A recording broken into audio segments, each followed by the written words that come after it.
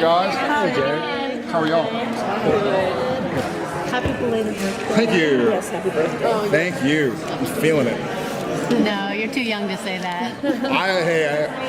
It's certainly different. I certainly harder than 10 years ago. That is true. That is true. Maybe it's the kids.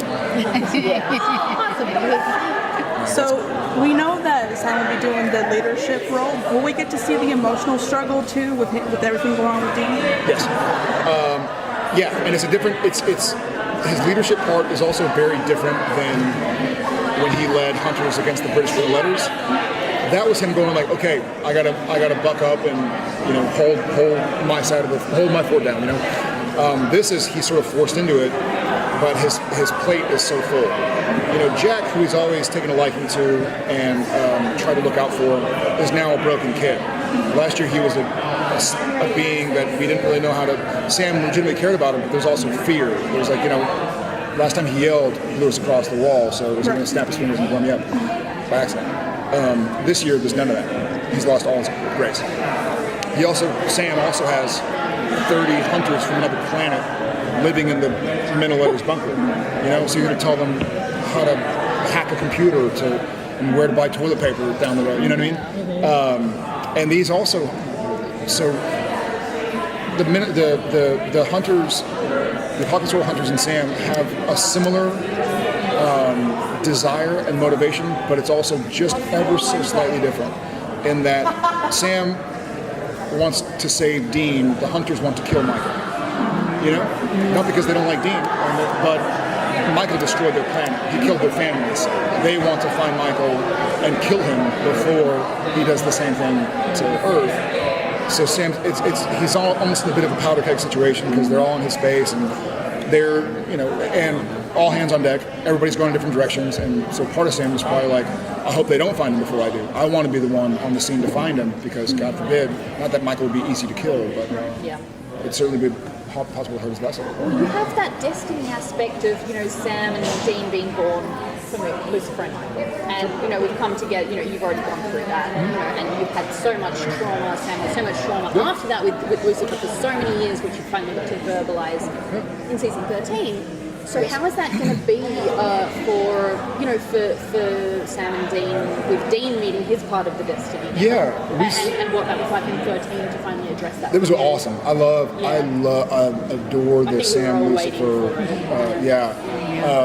That's been oddly enough, that's been one of the greatest joys of doing the show. It's been exploring Sam and his devil, and I love the dynamic they have. I'm very protective of it. Dean, as we've seen in the past, this is a bit of assumptions, but he's not really the type to open up and go like, man, I want to talk about something that made me sad. That's just not who he is. But Sam, wonderfully, is, like you touched on, sort of uniquely qualified to do it. So is Cass. So there's almost a big blessing of, I can see Sam and Dean saying, Sam and Cass saying, Dean, let's talk about this. We've almost been there, and Dean kind of wanted to move on because we still have a problem. Presumably, if Dean comes back and Michael's not gone, then Michael will still be somewhere. So we're not going to, Dean's not going to be the type to just sit down and try and hash it out. Okay, well, what about Sam and Jack? He's got to go. I'll do this one. Their relationship.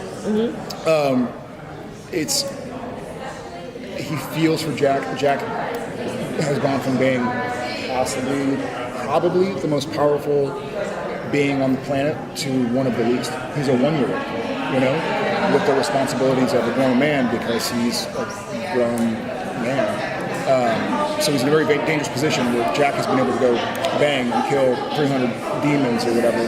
Now he's a very lean human. He's been around for a year, but has never been properly trained because he's never alluded to. So Sam, I think, feels for him, knows he's a fish out of water, and also knows that he can be killed because he's graceless. And so Sam feels he's this huge responsibility. He's always felt a connection with Jack. And now that Jack really needs him, Jack's basically an infant.